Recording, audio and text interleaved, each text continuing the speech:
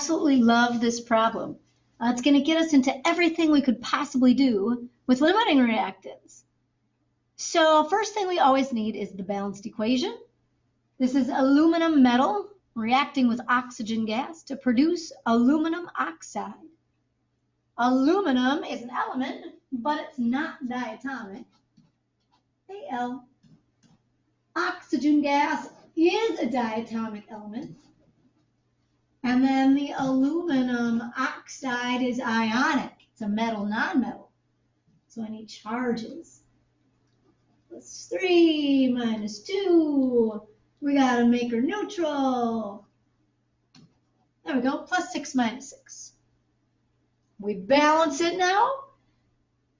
Oh, man. Okay, so my gut is to maybe start by putting a 2 in front of this aluminum. But I don't think that's actually going to stay because now the oxygen is 2 versus 3. And the only way to balance that is by going for a common multiple, like 6. So there's 6 oxygen. If I go 2 times 3 for 6, aha, 2 times 2 is 4 aluminum. All right, step 1, balanced equation. Step 2, determine the limiting reactant, which is what the question's asking. Sometimes I can do this in my head. Like in the last video, we had some easy numbers, a 2-to-1 ratio. You can sometimes just kind of estimate, oh, I need twice as much, or I need half as much. Here's kind of a funky ratio, 4-to-3, which means that I need more aluminum, and I do have more, 0.32 moles of aluminum versus 0.26 moles of oxygen. But I don't know, like if that's exact, if it's a little more, a little extra. Without actually plugging this one in my calculator, I don't know if I can determine the limiting just by inspection. So we pick one reactant, and it doesn't matter which. Often I just pick what comes first. 0.32 moles of aluminum. And then we just do a little mole-mole switch. We're going to cancel moles of aluminum and switch it to moles of the other reactant, the oxygen. We'll plug in our ratio, 3-to-4. All right, so 0.32 times 3 divided by 4. Ah, interesting. 0.24 moles of oxygen. That's what you need. This number here is what I need. What's given to me up in the problem, these guys, this is what I have. Okay, so we are looking at oxygen. Here's the amount of oxygen I need. Here's the amount of oxygen I have, and it's close. Good thing we checked that one. It is close. I need 0.24. I have 0.26. We actually have a little bit extra oxygen. Oxygen is the excess. So by process of elimination, then the aluminum must be the limiting reactant. The reactions that we'll look at will often, almost always, I could even say, just have 2 reactants. So if you find the limiting, the other one's excess, or vice versa. Cool. All right, so it's aluminum, which will be the limiting reactant, the aluminum. Now, the million-dollar question is, why do we care? We care because when the aluminum runs out, the reaction will stop. So in question B, what is the maximum amount of moles aluminum oxide that can be formed? Well, the maximum amount of product formed is dependent on when the limiting reactant runs out. So that's the one that I'm going to use to start my stoichiometry. Yes. So I'm going to go from aluminum to aluminum oxide.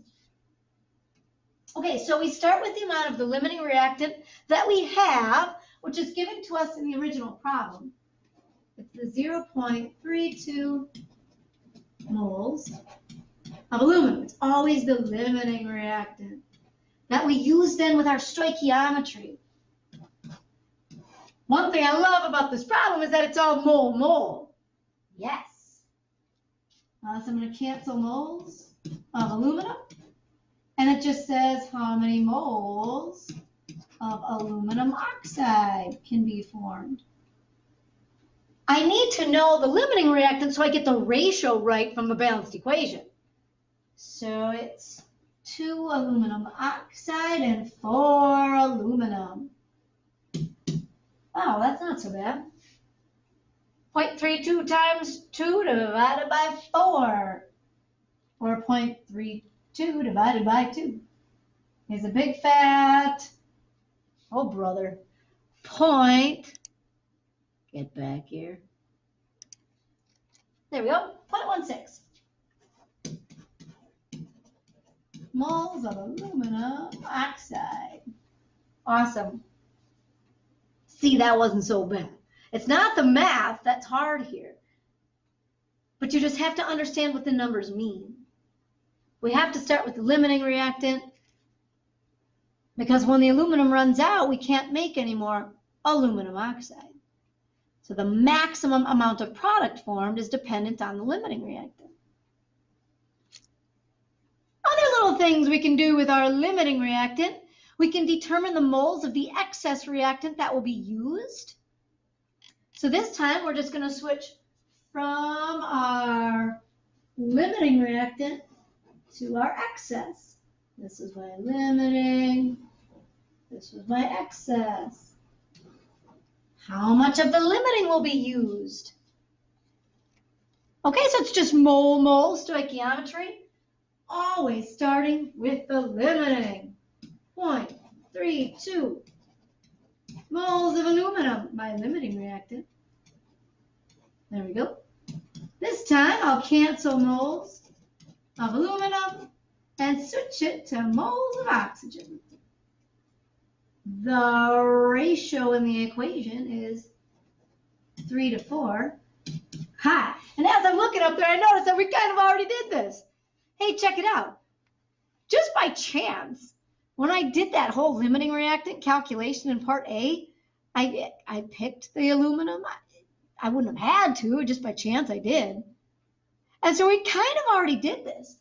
When we calculate that 0.24 moles of oxygen, it was the amount of oxygen that we needed. And since we had that, and we actually had a little bit extra, all 0.24 moles of oxygen will be reacted.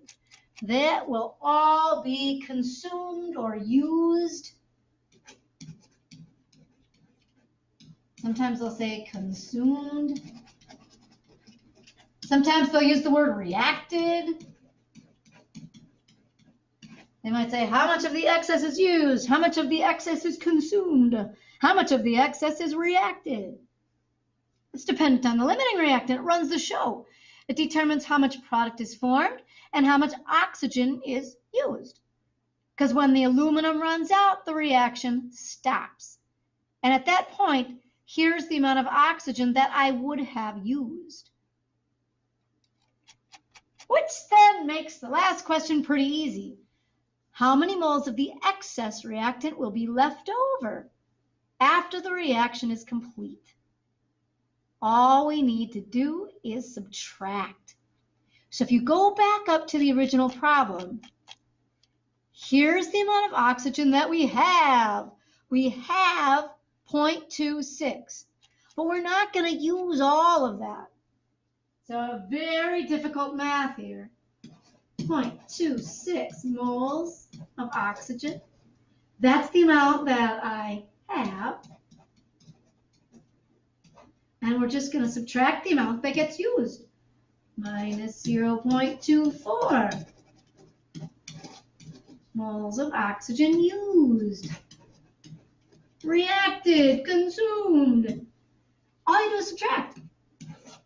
0.02. That's the amount of oxygen excess.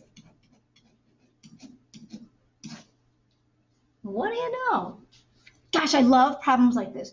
This is the heart of chemistry and stoichiometry and chemical reactions.